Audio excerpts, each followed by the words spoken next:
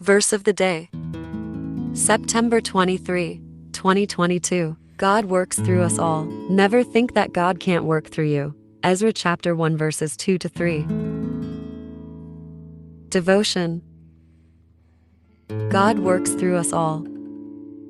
Cyrus was not Jewish, but recognized the power of God and let all those who had been captive and brought into exile in Babylon go back to Judah. Not only did he let them return, but he returned to them all the gold and silver that Nebuchadnezzar had removed from the temple in Jerusalem and brought to Babylon, and had placed in the house of his gods. This way they could rebuild the temple and fill it with their sacred vessels. Cyrus was open to the action of God within him. We forget that God can use any one of us to be his instrument of grace. Think about Gandhi and all the good he did in India and by extension to the world. While it is true that many of the people who work and have worked for justice to advance the work of Jesus in the world have been Christian, many have not. Also, you don't have to be famous or have an important position to be an instrument for God. We tend to know the names of some of these men and women, such as Martin Luther King Jr. and Mother Teresa of Calcutta. But we don't know the names of the Chinese students who were gathered and or were killed in Tiananmen Square,